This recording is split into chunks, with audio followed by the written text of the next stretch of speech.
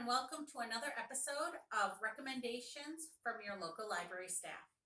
My name is Penny, and today I will be recommending read alouds. Now, I have three children, two in high school and one in elementary, and I've been reading aloud to all of them since they were very little. And we've read, in the past 10 years, we've read over 140 books, I think. Some more years there were some than others. However, I'm only going to recommend a few today.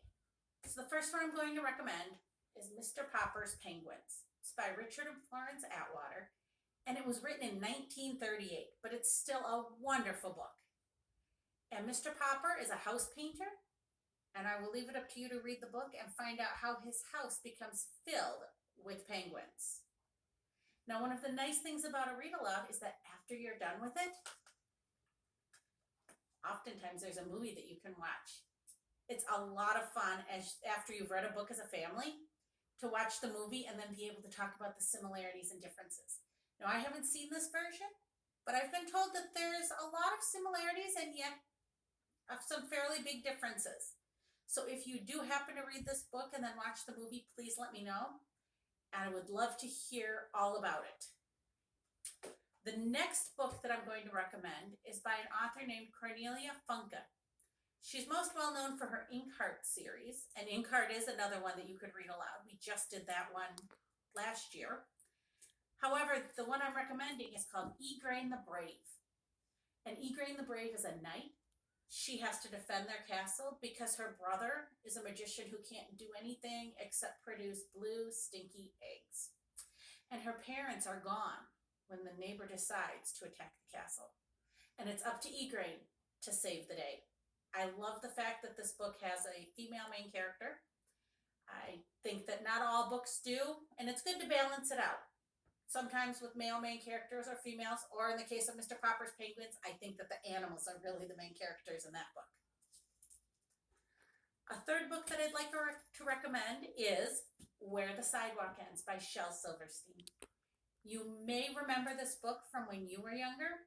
It's a wonderful book to read aloud, and something my family has developed doing. When we read a poem book, we will take turns reading. We'll pass the book around, and everybody will read 2 or 3 poems aloud. It helps with younger ones with a rhyming scheme because almost all of Shel Silverstein's poems rhyme, and it gives everybody a chance to be involved. Now, these are just a few of the ones I recommend, like I said. But if you do not have the time to read aloud, but you might be in the car driving to or from somewhere, audiobooks are a great way to still get a read aloud done. One of my favorites, The Tale of Despero. We have it on audiobook here at the library. We also have a hard copy of the book, so maybe if you're reading it at home and then you get in the car, you can pick up right where you left off. There's also a movie made about it. I believe we have it in our system, but not at our library.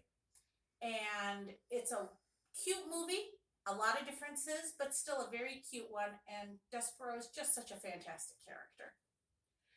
A few more that I would like to recommend, just really quickly.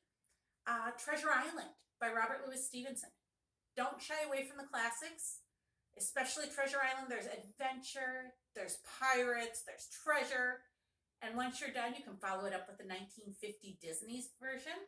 There's many, many other versions of it. There's a Muppet Treasure Island. Treasure Planet is a version of it. But our favorite is still that early Disney movie. Holes by Louis Sachar. That's one of my favorites because not only is it a good story, but the movie is very, very similar to the book. It's probably the closest I've seen so far in any of our read alouds.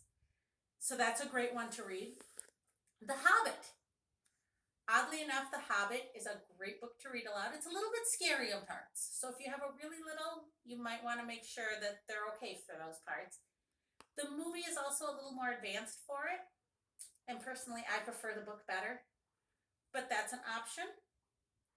And Pippi Longstocking. Many of you probably know Pippi Longstocking is the girl with the crazy braids. But it's a wonderful book. It's by Astrid Lindgren. And it just tells a story of this little girl and her friends and her pet horse and her monkey. And it's a fabulous book. So if you have any book recommendations for me, or if you would like any more recommendations, please come into the library. I'd love to see you. I'd love to hear what you're reading aloud to kids or what you recommend I read to mine. And we'll tune in next week for another episode of Recommendations from Your Local Library Staff.